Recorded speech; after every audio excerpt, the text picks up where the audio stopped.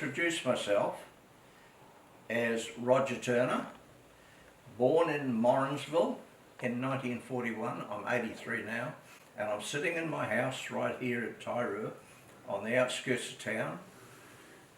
It's actually the old beach farm from the days, it goes right back to Jackson, who built the oldest house in Tairua, just 100 metres from us, and we settled here and built a new house, and after retiring from our motel business down the main street. So my parents bought property here in 1944, April 1944, off an old spinster lady who was a real estate agent, Miss Olive Shepherd. She called herself Uplands Real Estate, and they bought 12 acres opposite the school grounds and the old tin shed pub. In those days it was there, and they bought that in 44 and built a batch a couple of years later, just after the war in 1947, that they bought 2 cottages or batches from the R&R Sylvia Park US base in Auckland and trucked them down here, pulled them up the hill onto a site there where the big pūtakawa trees are up in behind, opposite the school pool, if you know where that is. And so from that point on, I started getting memories. I was old enough, 7 or 8 years of age, so around the mid to late 40s, I can remember quite a few things, and I was a barefoot kid that ran around the village from that point on. So we discovered Tairua, or they discovered Tairua, when I was 2 years old of age. They were staying in a motor camp at Tapu over the other side on the Thames coast, and they ran into an old fisherman there, and he said, your family, because there was four sons, no daughters, mum and dad, and they were camping. It was during the war. Dad was too old to go to war. He was a farmer. They had a sheep and dairy farm in Morrinsville, and they'd gone camping. So the fisherman said, you should go over to Tairua. It's a beautiful place. Fish everywhere. They jump into your boat. There's so much fish around. So they headed over the hill, over the Tapu Corriglen, and they viewed Tairua from the top of the hill above the Twin Cowries there where you first sight Tairua, and it was like an idyllic place. There was nothing at Pauanui except one farm in the distance and a few houses sprinkled along here by the wharf. I want to emphasise that the Corrie Wright farm was very big. It was 3,000 acres, and when you entered it from up near Paul's Road, you went over a cattle stop, which was the end of his farm, and then you got onto some shell road, which Corrie Wright had built his farm track, which becomes State Highway, and that meandered down the hill right into Tairua through his farm, and until you got to the Pippi Bridge was the end of his farm. On this end, there was no houses in the village on that side of the bridge. It was all farm. Even the main street now, where you see the village and all the shops, there was nothing there, just a shell road. Just a shell road. So he got his shell from Paku, where those new units have been built at the marina. He built a crushing mill there to get the shell out of there. There was a great big accretion of Pippi shells, part of his property. He owned it, a part of the Paku title, and he spread it all over the roads, including into Tairua. So today, the last remaining relic of that, of course, is the old mill cafe over there. That was part of the shell mill. I remember the trip out. Mum and Dad used to choose which way we came, because there was the Kopo Hikawai was only a thought, maybe very distant, hardly even thought about. So it was coming over Tapu to Corriglen down to Tairua, or coming up through Tairua to Waihi, to Whangamata, to Tairua. So it was sort of equal distance for us coming from Morrinsville, and they would choose which way they were going depending on whether there was lots of fords to cross, particularly around Corriglen, and if it was raining, I remember one day we had to wait quite a long time till the ford, the water on the ford let us get through because it was so high. And then when we got to our site in Tairua, we maybe had to leave the car down at the road if it was too wet and slippery, couldn't get the car up the hill. I remember one day it slipped off the bank a little bit. So they built that cottage there, and from then on we periodically had holidays here, and I had quite long stints at school here from time to time because Mum used to stay on and Dad would go back to the farm. There were about, I think there were about 12 houses on this Tairua village side, the wharf side, and some of the people that I'll name that were there at that time form part of the history of Tairua. They were residents. There was Miss Shepherd, of course, who was the postmistress and the secretary for the dairy company. There were the Lopes or Lopez, whose heritage was known to go back to some Portuguese fellow that jumped ship and eventually ended up in Tairua. And then there was the Shays, S-H-E-A. He built the first Tairua pub in about the 1930s, and it burnt down about 1940 something, and then it became a tin shed. And Mrs. Shay went on to live on the main road and was one of the only houses round towards the hall. Then there were the Heaths, the family Heath, which lived round the Pepe in a house right on the water's edge. And then there was old George Nesbitt, who was the publican at the Tin Shed pub, and he's the one I remember best of all. Then there were the Prescotts on the hill above the Pepe, and then the Cundys. The Cundys owned the motor camp, which they bought off Miss Shepherd right downtown here, and ran that for several years. That's where the post office was at that time. And then there was the Hollands, who brought their cream across from Pawanui every second day in a cream can. And then there was a family called Homans, and he worked at the dairy factory, and they went on to live a long time in Tairua. Then there was an old guy called Ted Roberts that built boats, did a bit of fishing, a bit of all sorts, a bit of gold mining, and I want to talk about him later because I've got quite a story about him. Then there were the Petleys, who Rex Petley drove the Hikawai, the Waihi to Tairua bus that belonged to Prescott's, and he had several daughters. They lived in two places, one where the old folks' home is, and round the back of Pepe. They had a house around there. And then of course the Corrie Wrights, and there was 3 houses on that property. There was the homestead, Mrs. Corrie Wright's own house beside the police station. There was no police station there, of course, then. And the workers' cottage, which was a cowrie house along the main road a bit further past the cowshed shop. There was Mrs. Beach, who ran her store down by the wharf and lived right here within 100 metres of where I am now.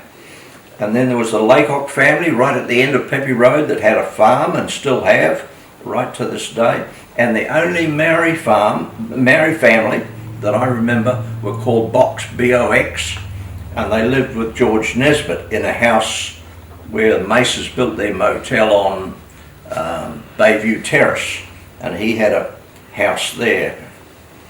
And then there was a family called Hazeldean just going out of town this way. They were farmers, and I only knew them because they brought their cream to the factory every once in a while.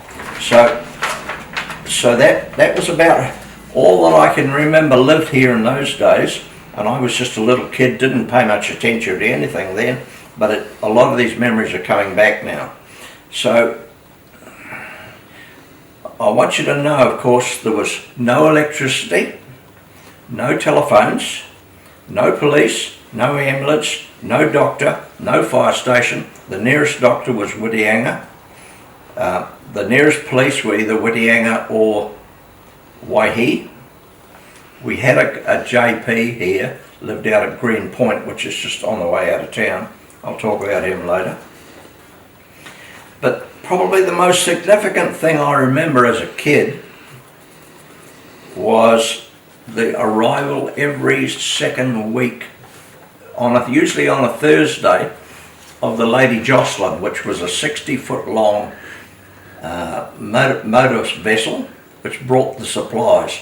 There was no couriers, no truck transport coming in here. All the fuel in 44-gallon drums came on the Lady Jocelyn. All the fertiliser for the farmers came on the Lady Jocelyn. She always came on the high tide because she had to dodge the shallow bar to get in and get out before the tide dropped too much, for fear of bumping on the bar and wrecking a rudder or something. So that was an event that we all loved at those times, and lots of local people would gather on the wharf and chat and carry on and talk to the skipper and keep out of the way of the gantry and the boomers that brought the fertiliser and put it in the tin shed that was at the end of the wharf. They brought bananas for the shops and all sorts of other goods for the two shops that were on this side of the bridge. Cundy's had a camp and a shop, and Mrs. Beach had her shop by the wharf. Now that shop of Mrs. Beach's was like almost like a museum. You could get anything you wanted, from gold pans, digging pickaxes and gum digging tools, to toffee, flour and bread and milk, and the milk had to come from the local farmers. So I just the little story about Mrs. Beach and her son Jimmy. They lived just here, and they had a 74-acre farm right here where we are, and milked a few cows. And in the summertime, I'm getting more into the 50s now, in the summertime, Jimmy would go around the campgrounds and the main road, Ocean Beach Road, with a milk can and a ladle, and it would be warm. It wouldn't be refrigerated, but he'd ladle it out, and the campers would come out and get their milk from Jimmy Beach. So that was something they all looked forward to in the summertime. So the Lady Jocelyn, after she'd unloaded her goods, she'd head out off back into the open ocean and up to Whitianga, where she would pick up butter from the dairy factory up there, and the butter from Tairua would be trucked up to Whitianga, and they'd put it into big blocks of it to go to Auckland. In those days there was a tin shed on the wharf, and everything went into that, and then it was collected from there. We had a boathouse and a boat, and it was one of the very first motorboats in Tairua at the time.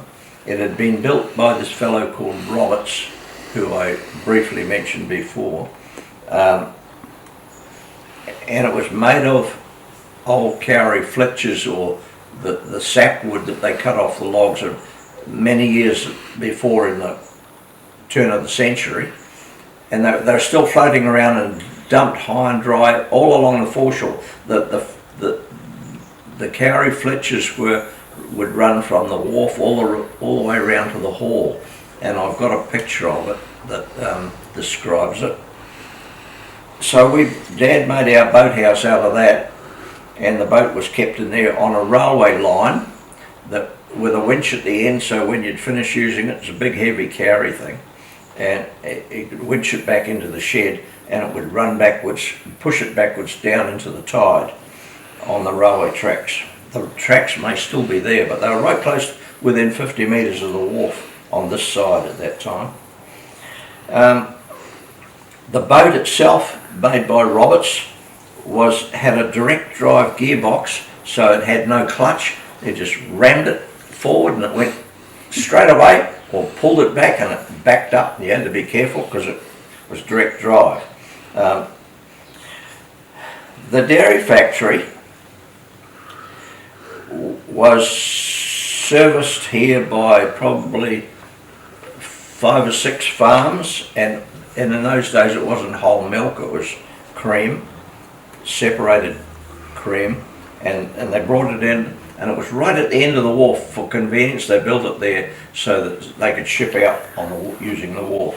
And as I can remember as a kid, nobody stopped you from going anywhere. I used to run in and out of the dairy factory and talk to the guys that worked in there, and I remember seeing this Holland family. They used to row their cream over the harbour from that point over there, which is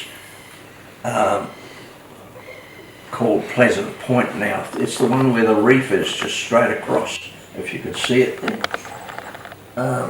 The reef is a dark shadow because it's high tide now, and it's not so easy to see, but that's where there were only pine trees at Tairua, and they had a track right through to the hill over there where the farm was. And then there was, of course, the Corrierites and the Hazeldenes and the Laycocks all brought their cream to the dairy factory as well. The dairy factory closed in 1949, and I can remember it working a year or two before that. Sidon Cape from Pauanui had no vehicle access, so they did everything by dinghy or boat. There was no road into Pauanui. Pauanui wasn't even heard of. It was just a sand spit. They had a Land Rover. They kept it at Tairua at Cundy's motor camp down here, and whenever they came over to this side and wanted to go somewhere, they had a vehicle here. When the road opened into Pauanui in 1967, they immediately went to Auckland and bought a brand new Land Rover, because they were like free. They were out and open and could get out through Hekawai. Cundy's motor camp was quite large. They had bought it off Miss Shepherd earlier, and that's where the service bus came in from Waihi every day.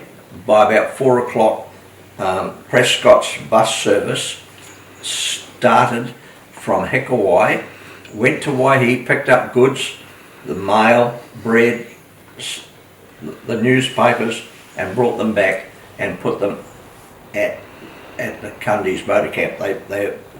Cundy himself bought the office from the dairy company when it closed, and he moved it up beside his house, and it became the post office.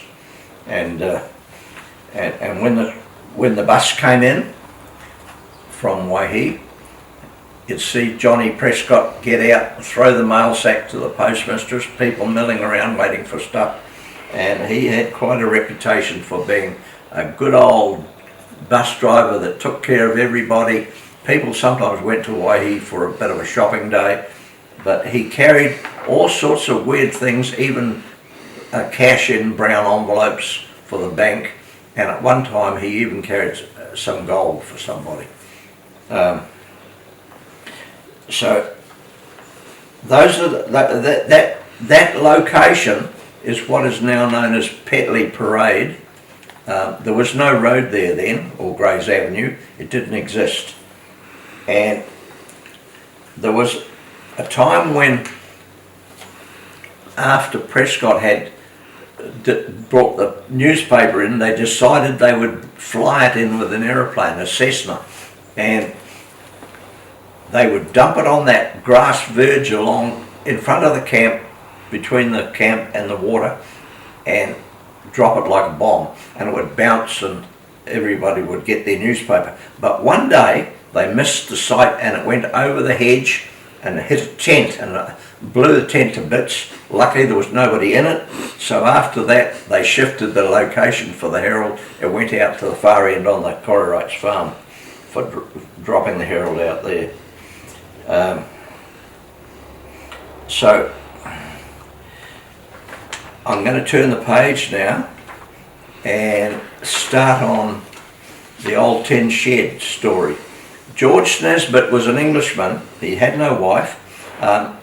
After the fire of the Tairua pub, all that was left was the storeroom shed, which became the local pub. It was right opposite where we had our batch, and there was a track down from our batch across the Shell Road and the pub. And as a kid, nobody stopped you going in the pub. I never saw any women in the pub at all, ever, but I saw lots of guys, and some of them were there all the time. There was one guy called Archie Laycock. He had a batch out by Green Point going out of town near where the Oturu Stream Bridge is.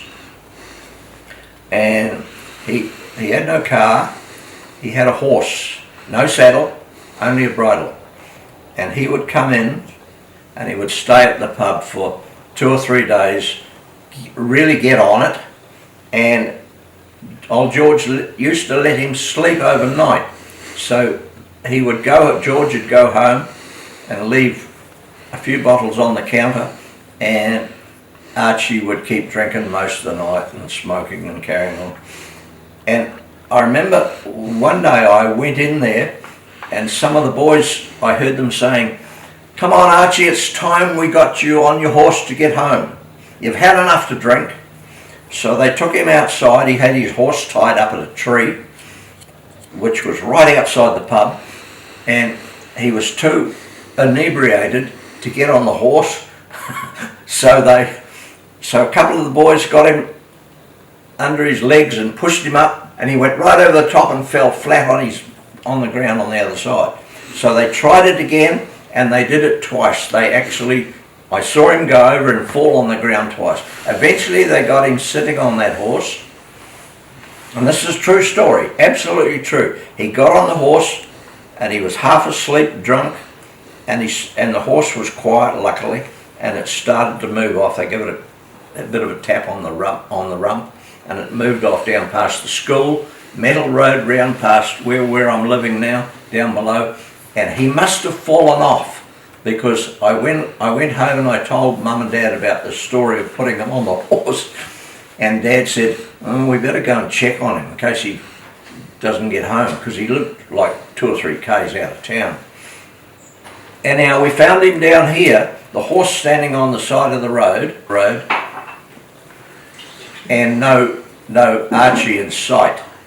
So we got out of the car and looked over the bank, and he had rolled down. There was very little debris down here, just a few pine trees in those days, and he'd rolled down the hill, probably staggered, jumped, fell, got up and fell again, and he was right on the water's edge. Dad went down, brought him up, got him on the horse, and sent it on its way again.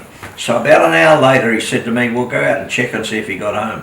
We went out there, and the horse was by the door.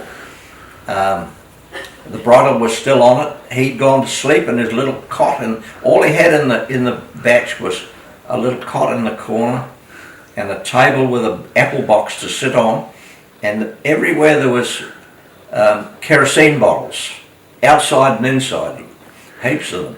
He would drink anything, old Archie. Anyhow, poor Archie, it got the better of him. He didn't last much long after that. He was gone. So he was one of the characters at the pub. There was quite a few others down there. And whenever I used to go in, old George Nesbitt said, "Do you want a sarsaparilla?" And he'd put a little bit of lemonade with a bit of raspberry drink in it. But there was no police around, nobody cared. So one of the other stories I wanted to tell you about was this fellow Ted Roberts that lived at Tui Terrace, about opposite the gateway to the old folks' home, right on that embankment there, looking onto the harbour. He built boats a little bit, including our one, and he did quite a lot of fishing in the harbour, and the story was that he took a lot of his fish over to Thames. I don't know how he got it there, because there was no refrigeration in those days, but I suppose it would get that far without going rotten. And he used to fish this waterhole over here where the reef is. And I remember one day he said to my dad, "Come on, we're going to go and net that hole." So I was probably 7 or 8 years of age, and there was 2 or 3 other men and 2 dinghies and we rode up to there, and the tide was out. We pulled up on the outgoing tide on the foreshore there, and they rode the net out around, and when they went to pull it back in, it was so heavy with fish, with snapper, that they couldn't pull it. And so they let one end of the net go, and the snapper swam out, and they pulled the rest in, and they were snapper flapping around all over. And when we put them in the dinghy, it was like halfway up to the gunnels. There was that many fish. So they would then clean them beside the wharf and give them, any locals that wanted them, they'd clean them by the wharf, throw the carcasses in, just into the tide there, by where the wharf goes out, and on the next incoming tide, the sharks would come in, and you'd see the sharks cleaning up there. Now you couldn't do that today, you'd be in big trouble, but I remember it very clearly, catching all of these fish, because Tairua was like paradise for fishing in those days. And there were no mangroves, just lots of fish everywhere, all kinds. In 1948, 49, somewhere around there. Another story I wanted to tell you about Roberts. He came to the boat shed one day when Dad was messing around with his boat, and my father's name was Austin, and he said, "Austin, I've got something to show you.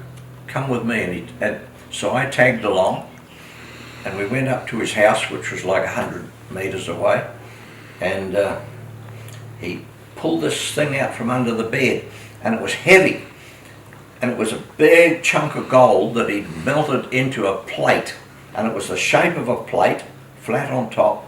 And I remember Dad taking it, and I remember how heavy the expression was to hold it.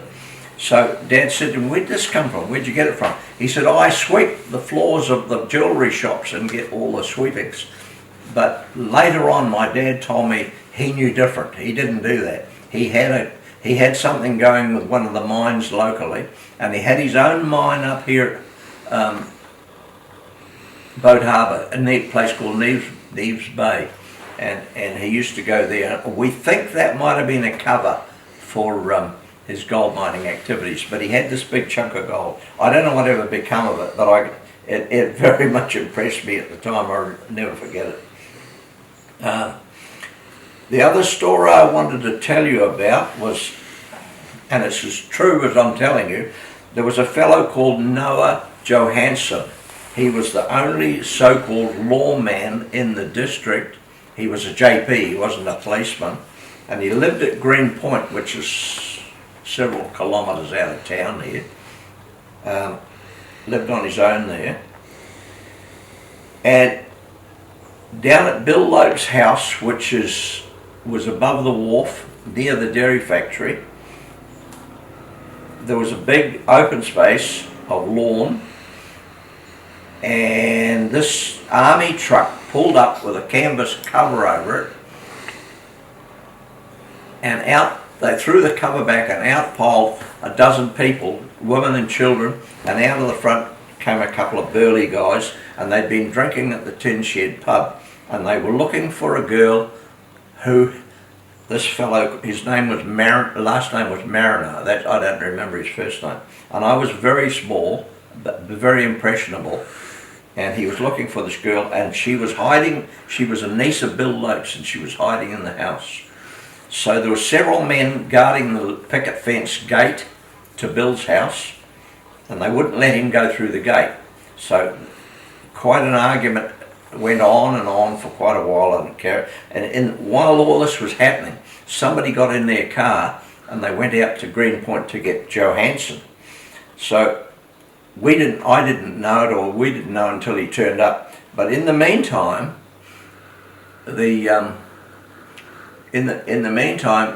one of the guys he challenged from behind the fence, and he came out onto the lawn, and King hit him this guy, Mariner, hit him once, and he went down, knocked him clean out. And somebody lined him up, just laid him out on the grass. And another one came out, and he did the same to him. And without a word of a lie, there were three of them. He knocked them all out. He was a big, strong guy, and he knocked them all out, one after another, and they were actually lined up and there was a woman came out of the house with a wet flannel, and she was mopping their brows and around there, you know, trying to soothe them, I suppose. But all of a sudden this Johansson turned up in a little Austin 7, one of those suicide door, two-door suicide door cars, and he pulled up. He had big heavy boots on, long dark trousers, and a white shirt rolled up. I remember it so clearly. And he climbed up the bank with a pair of handcuffs in his hand. And this guy looked at him and he sort of melted away. And Johansson went over and he put the handcuffs on him and he put him in the Austin 7 and drove him away. Now, I don't know where he took him because there was no police station here. But up here at Mrs. Beach's old house, there was a little room at the back with bars on the windows, and they used to use it for the guys at the pub that got a bit out of control, and if they got too much drink they put him in there for the night to cool off. Anyhow, he may have put him there or he may have taken him all the way to Waihi. But that is a true story, and I was very impressionable. I'll never forget it. This guy knocking out 3 fellows on the lawn at Bill Lope's house. Another story I wanted to tell you. As a kid, I used to roam around whenever I was. I was never allowed to go down the harbour near the bar, but I was allowed to go across the harbour.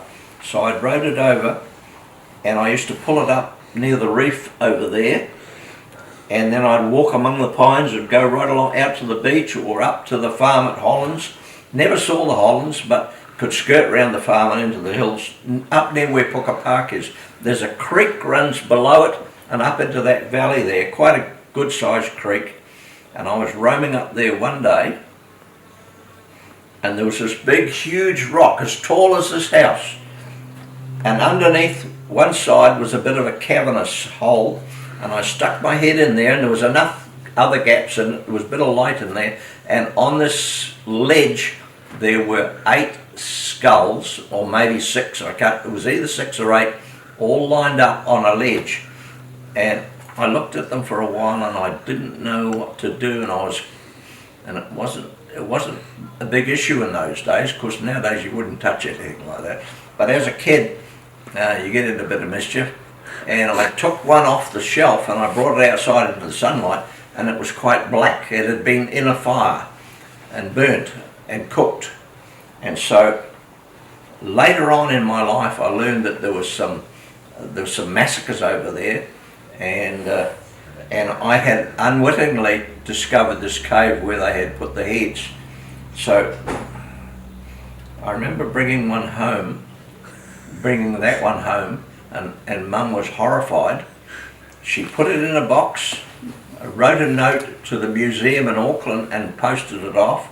3 months later it came back from them saying, please put it back where you found it. This is a woman's skull. There's a crack in the back of the crown, and it looks like it's been through fire. So you can deduce whatever you like from that. But I went and put it back. Following on from that, there was a great story that I learned from Derek Corrie-Wright when he was here in the early days. Derek was the son of Harold that had the farm, and Derek owned the farm at this time. He told me about a Maori chief long before any of us time, probably 300 years ago, a fellow called Tairua, who was the chief of the area, and his daughter had been killed in this skirmish over at Pawanui, and so he was out for revenge. And it was a tribe in Tairua, I think Derek said, that had come down here and raided them.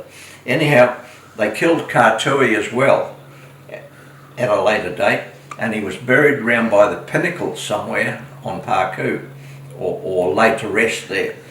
And he told me this story, and he said, I'm going to tell you because nobody else knows about this, but when this was about 1960 something, he told me, when Bill Brewster had done Paku subdivision, one of the first people that bought a section up there was friends of his, and they had 2 sons. They had a lawn mowing business. That's all I know about them. They had a lawn mowing business in Auckland somewhere. And these 2 sons, it was about the time when they were introducing snorkels and masks and flippers for people to swim. And they'd been paddling around by the pinnacle round there, and they'd found this entrance into a grotto or a cave at water level, and they swam in, and they took from there a green stone Mary. And it's true that they got it because Derek saw it. He actually sighted it, and when he asked them where they got it from, they told him they'd picked it up off the seafloor by the beacon. But later on, when he questioned them more, they admitted that they'd found this burial site. So I don't know whatever became of that greenstone Mary, and nor does Derek. And of course Derek's long gone now. But I don't even know why he told me that story. But it's a little bit relates to my story of finding the skulls at Pauanui. So that's the only bit of Maori history that I know of the area, other than the Box family that lived with George Nisbet in his house at Bayview Terrace. George was, as I said before, the publican of the tin shed at that time. How old were you when you found those skulls over at Pauanui? Oh, once again, it would have been about 48, 49, 1949, maybe 1950, and to visit the Needhams. I knew Abe Needham very well and his wife Nora. They're the ones with the 14 children, 7 boys and 7 girls, and they were owners of it at the time. And I took some friends that, because we had a motel down here, downtown for many years, and I took some guests in my little boat out for a trip to Slipper Island, and we went ashore and we saw Abe. And Abe said, "Oh, I'm going to show you something." So he took us over the hill to South Bay, which is the furthest beach over, and it's all sand dunes behind it. And he started digging away with his hands and pulling out these bits and pieces of bones and femurs and all. And I said, "Hey, Abe," he said, "Oh, they're everywhere here. They're even not, some of them are not even buried," because that was where they had that big fight apparently, and they buried them in the sand dunes. So I saw Abe showing me this so-called war area where they kept some of their prisoners. The only other time we saw much evidence of Maori activity here was on our Morning Glory, which was up among all those big pohutukawa trees. Incidentally, the biggest pohutukawa tree in Tairua is up there, opposite the school, well up. And that's where our batch was. Mum used to keep a garden up there, and Dad used to always dig rubbish hole. The first thing we'd do when we'd arrive for our holidays was he'd dig a rubbish hole out in the yard, in the bush. They found lots and lots of adzes. Mum had a collection. I don't know whatever become of them. I've never seen them since. But she had about a dozen adzes that she got out of the dirt up there. So that's the only other thing I can remember about Maori history. And as I said before, there was only one Maori family living here called the Boxers, and they lived with George Nisbet at Bayview Terrace, and I was mates with their youngest boy, is Georgie Box, and they probably named him after George Nisbet, I would think. But it was a strange place. It had a wooden floor that wasn't level, it was sloping. The hens used to go, the chickens were inside the house, and I remember going there one day to look up Georgie. It had a big veranda over the front with creeper all over it, and somebody opened the door and I was standing there and all these chickens came flying out past me. It scared the hell out of me. I just wanted to mention a guy called Bevan Heath who used to live with the Lopes family. He was raised by them, and he was taught by old Bill Lopes how to make spears to spear kingfish off the wharf. Because in those days the water was very clear, there was not much siltation in the harbour. The kingfish were always in the harbour, especially in the summertime, and in the early mornings when it was calm, and the surface would be like a mirror. You could see these kingfish coming from quarter of a mile away down by the Pippy Creek. They'd be coming up in a group. They'd usually be marauding in about groups of 3 or 4, and he would stand on the wharf with his 18-foot long cowrie spar that he'd chosen out of the bush somewhere here, about, you know, like about 4 inches round, straight and true, with 4 prongs on the end of it, and he would stand with those prongs just above the surface of the water, and he'd position himself as these fish came, and he'd be right, and when they came underneath, woof, down he'd go, and then he'd work it all the way to the edge to the shore. And I remember seeing him catch 5-foot long kingfish, big ones, and lots of them. And he taught my brother how to do that too, and the two of them used to do it a lot. So I was always hanging around them. I was quite young, and they'd tell me to bugger off, but all the kids in Tairua let to swim at the bridge. Yeah. So, Do you remember any aircraft landing on the sand flats? Yeah, when Ben Needham was born in 1965, Captain Ladd brought the amphibious aircraft down from Auckland, and because Nora was having a difficulty, she was due to have him, and the doctor said, I'm going to have to send you to Auckland. So Captain Ladd came down, landed on the harbour in daylight. There were no boats in the way because there was no pole moorings in those days, so he could land right straight on the channel there. And as it got dark, they got Nora ready, and during the time the amphibious plane was there, they had to take a trip over to he had to fly over to Thames to get some blood or something that they had to carry with them. So he got stuck in the mud over there, but they got him free, and he came back, and by this time it was nearly dark, and he landed again and got Nora on board. And then some of the local guys, men, like about 6 of them, and my father was one of them, took their dinghies out and with their lanterns and made a runway for him, because it was quite dark by the time he managed to take. So he took off towards Parku, and up he went and around and off back to Auckland. A day later, I think, or that night, Ben was born, and the doctor on board that Captain Ladd had brought with him was a guy called Ben, and that's how Ben got his name. Ben was I think Ben was about number 7 in the family at that stage, 1965 or 4, somewhere in there. So they were an amazing family. They had 7 boys and 7 girls. The only other thing I wanted to talk about was clear up what I know of the development of Parku, because a fellow called Bill Brewster Senior, not Bill Brewster Junior that lived by the wharf many years later, who's now passed away, but Bill, his father, was the guy that bought Parku off Derek Corey Wright. Prior to buying it, he came to my father's house. They had a house, and I happened to be there at the time. It was at lunchtime, and Bill came in, and my father's name, as I said, was Austin, and he said, Austin, I have an option to buy Parku for £5,000. It was before dollars, and £5,000 for the whole thing. Do you want to come in with me and we'll develop it?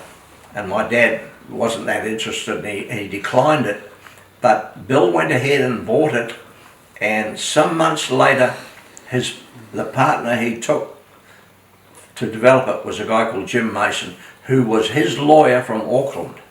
Now Jim was not the original developer, Bill was, and it's a lot of people think that Jim did it all, but he didn't. Bill was the prime mover of it, and so Bill did all this early part of Parku Drive right round the Pacific, Turanui Crescent. That was all Bill's stuff. He had taken on Jim by this time. So what Jim developed was Motohoa, David Mason and Wiremu on this north end, and that came later because the partnership broke up and Bill left it all to Jim to finish. So when I was a kid, I mean, look at it now. It's covered in houses and trees. There were very few trees on it in those days. Just a few putakawa trees here and there. It was in grass and covered in sheep. And that was still like that in this was 1959 when Bill Brewster bought it, and it was 1959 when he came to our house. And so after that it was begun development. Like 12 kids going to school here when I went on odd occasions. So I went several times, but not permanently. There was just the one schoolhouse, one schoolmaster, and one building only. My wife and I were married in 1960. We're still married, and we'll be 65 years this year, or this coming year. And we settled here in the early 70s. We'd been in the United States for several years before that. I had a job over there. And then when we came home, we settled here in Tairua. So that's when we started building our motor lodge. After we sold out, we bought up here and we built this house, and so we're happy to stay. So I've sort of had an association with Tairua all my life. Mum and Dad came here in those early days, and I can go back clearly to when my memory was best of all, to the 40s. And when the 50s came around, when Corrie Wright started his development on the farm, that's Mania Road, Hornsey and the Ocean Beach Road, that all happened from about the 50s onwards, and it was very fast. Within 2 to 3 years, by 1952, 53, there were batches popping up everywhere, and especially down Mania Road. And there's photographs that you can see taken by White's Aviation to show you where all these batches that were popping up. But that was all due to the Corrie Wright subdivision. So they designated that little bit there where the shops are now for the village. And when I was a kid, I remember walking along that street with a shell pathway, nothing, not a house, nothing but farm. And to get to Paku, you had to go right round Ocean Beach and go along, because there was no causeway till the 60s, unless you wanted to wade across at low tide. So, and we did that, of course, quite a lot. We climbed to the top of the hill and so on. And then took a sack with us over our shoulder and used it as a sledge to slide back down on the grass. There's nothing much to stop you, no trees hardly at all, just dry grass in the summertime. Did you bring fish back every time? From over fishing, if you went around the back of Paku or the north end of the beach there, you could get a crayfish just about out of any little hole or crevice close to the shore in those days. They were everywhere. You'd hardly had to get into the water, you could get them from the top. So, and it was actually Bill Brewster that taught me to dive in the 50s, 57 I think it was. He had a little bit of air left. He brought the first aqualung bottle to Tairua, and he said, come with me, he said, I'm going to try this tank out. So by this time he had developed the road down to Sailor's Grave, because he bought all that land at Tikara at one time after this purchase here. No, it was before that Paku purchase. He bought Sailor's Grave, and he forged a bulldozer driveway all the way down, and he had a Land Rover, and we went down there, and he cruised around in a few metres of water with his tank on, and then he got out and he said, there's a bit of air left in the tank, would you like to try it? And I was like 13 or 14 at that time, and so I did, and I got hooked on it after that. I couldn't afford to buy aqualung gear, but I remember it was Bill that introduced me to it. So he's a great old guy, and he's one of the guys that specifically started that over there, the hill. And of course today it would be highly, almost illegal to put houses on the iconic Haku. But in those days, there wasn't the rules. I remember when they did the subdivision, all they had to do was put in roads. They didn't have to do underground power, telephone.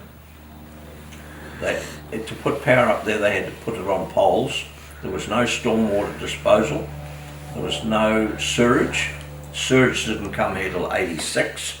So people had to have septic tanks, and if they wanted water, they got it off their own roof. And there was no footpaths, so it was undeveloped. It was only after that that the council decided that all these subdivisions that were starting to pop up had to have full facilities, and they didn't want to pay for them. So they started making developers pay for them. And that's why, after that, I remember 5 developments here that actually went broke. Because they could not afford, by the time they got through dealing with all the requirements, to get finished. So the Garden Estate's one of them, Carey Place. That guy, Bob Sevens, came here and he spent his whole sheep farm that he had sold to do that development in Morrinsville. He came here and started that development, but he went broke at the end. I was going to talk about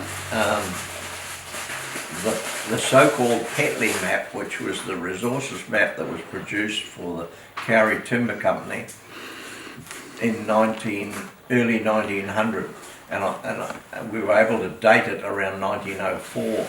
There was no author for it, and of course no GPS. I don't know how they did it, but it's so accurate. It's an amazing 1800 wide by 1100 deep map running from north of Tairua all the way to Whangamata, covering the Hikawai Valley, right up to the top of the Koku Hikawai Road. And it shows all the gold mines, the blasting, the gum digging areas, the standing timber and the fallen timber, and a lot of other features in quite amazing, correct detail. Now, it's the story of the map itself is quite amazing. I first heard about it in 1978 when I was living here and starting to develop our motel. A fellow that was here was a son-in-law of the people that had it, and the Petleys were an old Tairua namesake that lived around the Pepe, and this map had fallen into the hands of one of the sons of a Captain Petley who came to New Zealand in 1948 with the British military and settled in Auckland. He married a married lady called Mary, M-E-R-E, as in Mary, and they had 2 children. And Captain Petley himself never came to Tairua, but his 2 boys did. And his wife, Mary, was a Ngāti Hei descendant of, I think his name was a Wiremu from Cook's Beach. And I don't want to get too far off the story, but these 2 boys worked for the Cowrie Timber Company, and one of them managed to get a hold of this map after the mill closed in 1906, and it had only been recently drawn, and he must have taken it home and folded it up and put it away.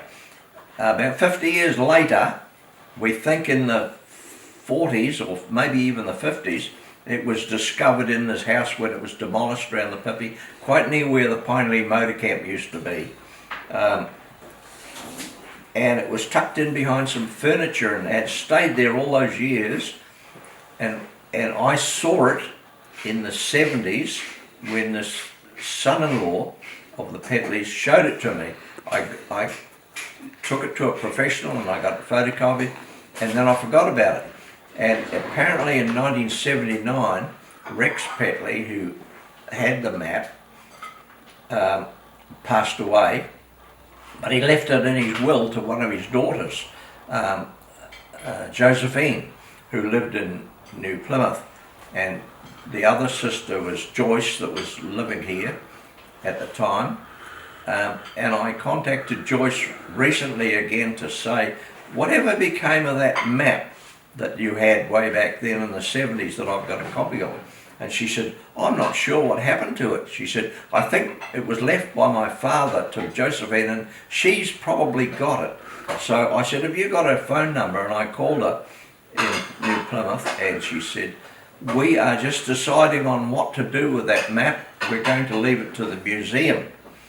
And I said, well, I belong to a club here called New Zealand, the Tairua Heritage Society. Would you consider leaving it to them? Because it's really a Tairua map, isn't it? And I put a case to her and I wrote to her, giving her the benefits of leaving it to Tairua. Anyhow, a couple of weeks later, she phoned me and she said, I'm going to let the Tairua people have it. And so that's how we got it. And it's the most amazing piece of history we've ever seen. So I'm happy, and I know that David, the chairman of the Heritage Society, is now making arrangements to have it preserved for all time and maybe kept in the library. So I just wanted to mention that because it's a very serious piece of Tairua history. And we're lucky to have it.